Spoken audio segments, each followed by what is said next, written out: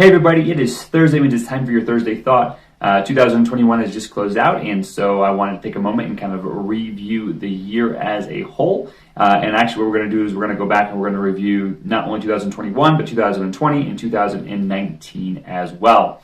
And so the data that I'm going to be talking about today is the cumulative yearly average price point and average appreciation. So without further ado, let's jump into it. In 2019, the average price for a single family home in the Pikes Peak region, again, not in any particular month, but the whole year averaged over the course of the year, the average price point was $366,371. And then fast forward 1 year when we close out 2020, the average price point was $415,329 for an average appreciation of 13.4%.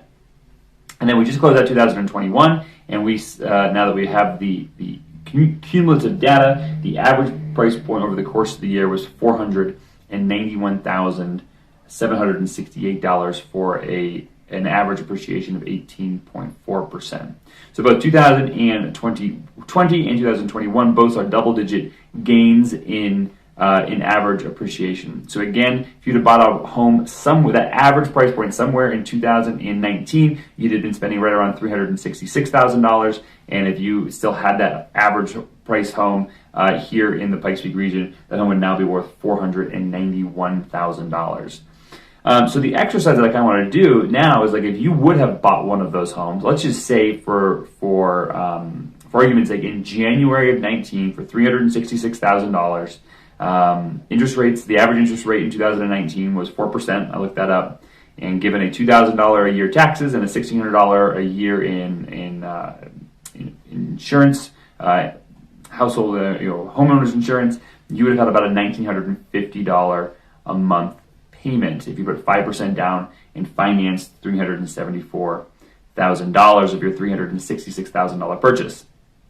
And if you would have paid those payments over the 36 months, you would have had $70,200 invested in your home. That would have been your mortgage for your principal, your interest, your taxes, and your insurance, and you'd have spent a total of $70,200, and yet your home would have gone from $366,000 to $491,000 on almost $130,000 price point appreciation. And why do I share this? I mean, obviously we own several homes. We believe in home ownership. I think probably one of my biggest mistakes in my financial world was selling a unit that we didn't need to sell in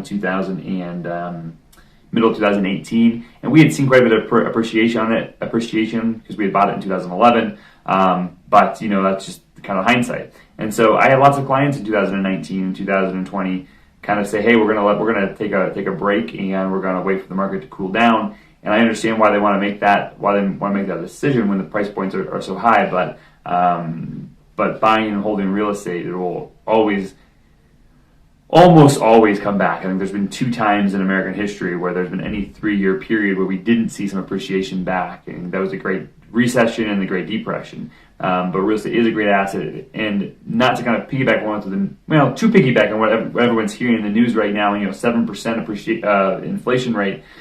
At borrowing money at a 30-year fixed at 3%, 3.5%, 4%, and buying hard assets that are going to hedge you against inflation way better than a lot of other investment opportunities out there. And you got to live somewhere. So ultimately, obviously the last 3 years, real estate has been a great investment in Colorado Springs. That's not news to anybody, but now I just wanted to put some context and some numbers to it.